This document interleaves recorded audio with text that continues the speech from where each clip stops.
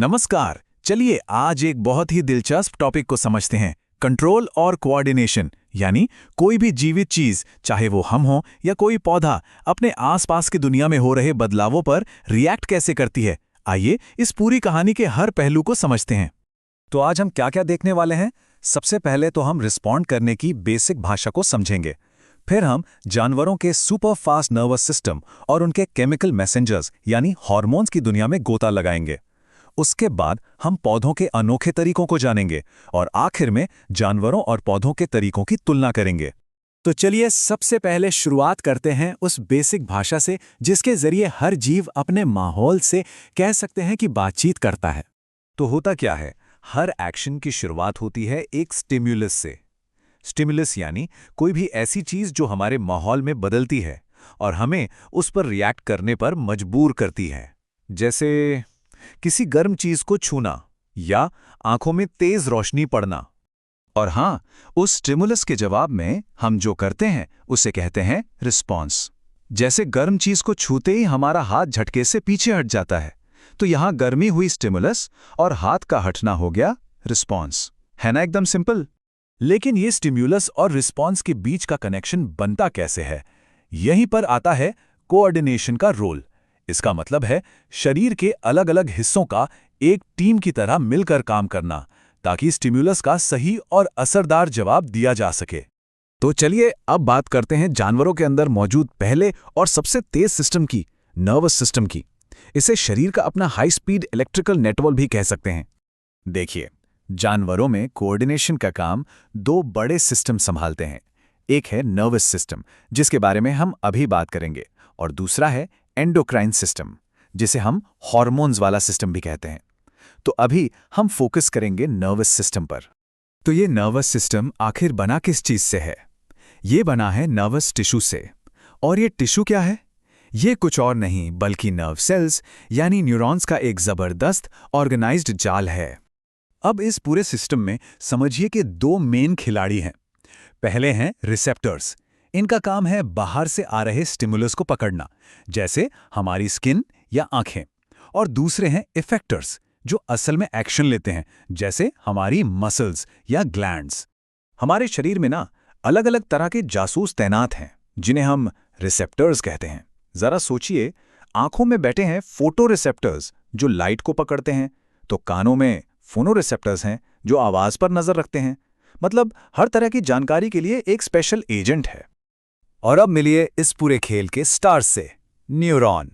ये nervous system की structural और फंक्शनल यूनिट है। और एक मजेदार बात पता है, ये हमारे शरीर की सबसे लंबी सेल होती है।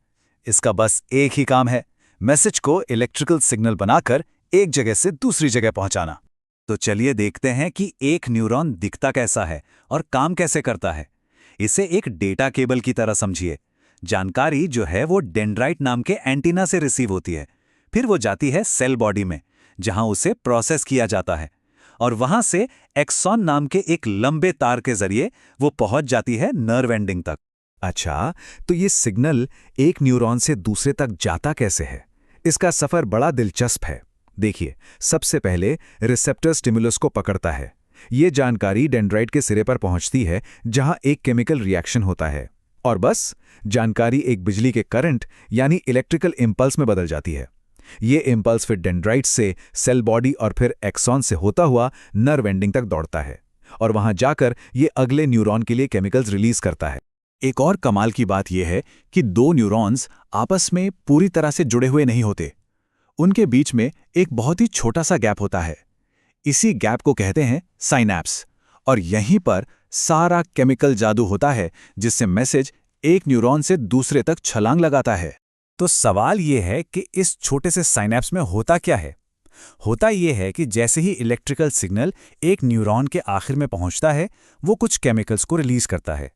ये केमिकल्स उस गैप को पार करके दूसरे न्यूरॉन के डेंड्राइट से चिपक जाते हैं, और वहां एक नया इलेक्ट्रिकल सिग्नल शुरू कर देते हैं, और बस मैसेज आगे बढ़ जाता। अब ये न्यूरॉन्स भी अलग अलग तरह के काम करते हैं। मतलब इनकी 3 टीमें हैं। पहली टीम है सेंसरी न्यूरॉन्स की। इनका काम है रिसेप्टर्स से जानकारी लेकर सेंट्रल नर्वस सिस्टम यानी सीएनएस तक पहुंचाना। दूसरी टीम है मोटर न्यूरॉन्स की।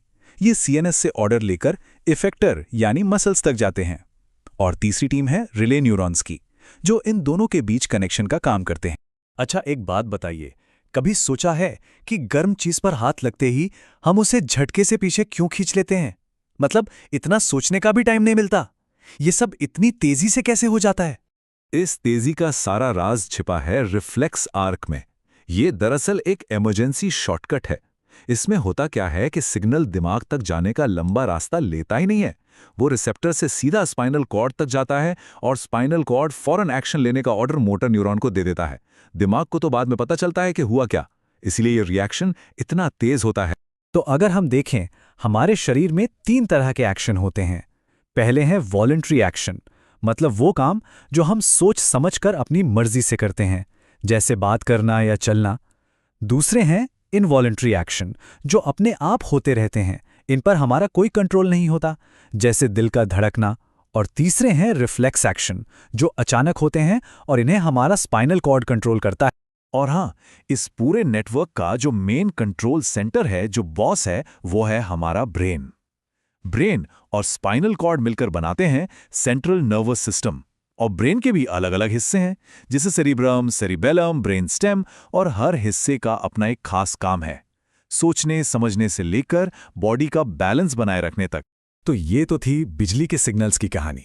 चलिए, अब शरीर के दूसरे बड़े कम्युनिकेशन सिस्टम की बात करते हैं। ये थोड़ा धीमा है और बिजली से नहीं बल्कि केमिकल से चलता है। हम बात कर रहे हैं हार्मोन्स की। तो ये हार्मोन्स आखिर हैं क्या? ये असल में केमिकल मैसेंजर्स हैं। इन्हें कुछ खास ग्लैंड्स बनाती हैं और सीधे हमारे खून में छोड़ देती हैं। और खून के जरिए ये पूरे शरीर में सफ़र करते हैं और अपना मैसेज सही जगह तक पहुंचाते हैं। तो ये हार्मोन्स बनाने वाली फैक्ट्रियां यानी ग्लैंड्स हैं कहाँ? ये हमारे शरीर में अलग अलग जगहों पर मौजूद हैं, जैसे pituitary gland, thyroid gland, adrenal glands और भी कई। और हर ग्लैंड से निकलने वाले हार्मोन का एक खास काम होता है। जैसे जब भी कोई इमरजेंसी होती है तो एड्रिनल ग्लैंड से निकलता है एड्रेनालिन, जो हमें लड़ो या भागो वाली सिचुएशन के लिए तैयार करता है। इसी तरह पैंक्रियास से इंसुलिन निकलता है, जो हमारे ब्लड शुगर लेवल को मैनेज करता है। लेकिन सवाल यह है कि शरीर को ये कैसे पता चलता है कि कब कौन सा हार्मोन बनाना है और कब रुक जाना है? इसके लिए एक बहुत ही इंटेलिजेंट सिस्टम काम करता है, जिसे कहते हैं फीडबैक मैकेनिज्म। उदाहरण के लिए, जैसे ही खून में शुगर का लेवल बढ़ता है, ये जानकारी पैंक्रियास को मिलती है और वो इंसुलिन बनाना शुरू कर देता है। जब शुगर लेवल वापस नॉर्मल हो जाता है तो इंसुलिन का प्रोडक्शन भी अपने आप कम हो जाता है। सब कुछ परफेक्टली रेगुलेटेड है। ठीक है, तो जानवरों की बात तो हो गई, लेकिन पौधों का क्या? उनके पास तो ना ब्रेन है, ना ही नर्वस सिस्टम, तो फिर वो अपने आसपास के बदलावों पर रिएक्ट कैसे करते हैं? चलिए अब पौधों के कोऑर्डिनेशन के अनोखे तरीकों को समझते हैं। देखिए, पौधों में हमें 2 तरह की मूवमेंट देखने को मिलती है। एक है ट्रोपिक मूवमेंट, ये डायरेक्शनल होती है, मतलब किसी खास दिशा में होती है और पौधे की ग्रोथ पर निर्भर करती है, जैसे किसी पौधे का रोशनी की तरफ बढ़ना। और दूसरी है नास्टिक मूवमेंट, ये नॉन डायरेक्शनल होती है और इसका ग्रोथ से कोई लेना देना नहीं होता। इसका सबसे अच्छा उदाहरण है छुई मुई का पौधा, जो छूते ही मुरझा जाता है। अब ये जो ट्रॉपिक मूवमेंट है, ये भी कई तरह की होती है, जो इस बात पर निर्भर करती है कि स्टिमुलस क्या है। अगर स्टिमुलस लाइट है तो उसे कहते हैं फोटोट्रॉपिज्म। अगर स्टिमुलस ग्रेविटी है तो जियोट्रॉपिज्म। पानी की तरफ मूवमेंट को हाइड्रोट्रॉपिज्म कहते हैं और किसी चीज के टच के रिस्पॉन्स में होने वाली मूवमेंट को थिग्मोट्रॉपिज्म कहते हैं। तो फिर पौधे ये सब करते कैसे हैं? वेल, जानवरों की तरह ही पौधों के पास भी अपने केमिकल मैसेंजर्स यानी हार्मोन्स होते हैं। इन्हें हम फाइटोहार्मोन्स कहते हैं। इनमें कुछ मेन है ऑक्सिन, जो सेल को बड़ा होने में मदद करता है, जिब्रेलिन, जो तने की ग्रोथ बढ़ाता है, साइटोकाइनिन, जो सेल डिवीजन को प्रमोट करता है, और एक है एब्सिसिक एसिड, जो ग्रोथ को रोकने का काम करता है। इसे स्ट्रेस हार्मोन भी कहते हैं। चलिए, फोटोट्रॉपिज्म के पीछे की साइंस को समझते हैं। ये बहुत ही दिलचस्प है। जब पौधे पर किसी एक तरफ से रोशनी पड़ती है तो ऑक्सिन हार्मोन छाया वाली यानी अंधेरे वाली साइड में इकट्ठा हो जाता है। अब ऑक्सिन का काम है सेल्स को लंबा करना, तो जिस तरफ ऑक्सिन ज्यादा होता है वहां की सेल्स ज्यादा तेजी से लंबी होती हैं और इसी वजह से पौधा रोशनी की तरफ मुड़ जाता है ना कमाल का मैकेनिज्म? तो अब तक हमने जानवरों और पौधों दोनों की सिस्टम को समझ लिया, तो चलिए अब आखिर में दोनों की स्ट्रैटेजीज को आमने सामने रखकर देखते हैं कि सर्वाइवल के लिए दोनों ने कितने अलग अलग रास्ते अपनाए हैं। अगर हम तुलना करें तो दोनों में जमीन आसमान का अंतर है। जानवरों के पास एक वेल डेवलप्ड नर्वस सिस्टम और मस्कुलर सिस्टम है, जिसकी वजह से वो बहुत तेजी से रिस्पॉन्ड कर सकते हैं। वहीं पौधों के पास ऐसा कोई सिस्टम नहीं है। वो पूरी तरह से हार्मोन्स पर निर्भर करते हैं और उनका रिस्पॉन्स धीमा और अक्सर ग्रोथ से जुड़ा होता है। और आखिर में एक सवाल के साथ इस चर्चा को खत्म करते हैं। कंट्रोल और कोऑर्डिनेशन का ये जो इतना कॉम्प्लेक्स वेब है, एक साधारण से पौधे से लेके हम इंसानों तक, क्या यही वो बुनियादी चीज है जो असल में जीवन को परिभाषित करती है? इस पर सोचिएगा जरूर।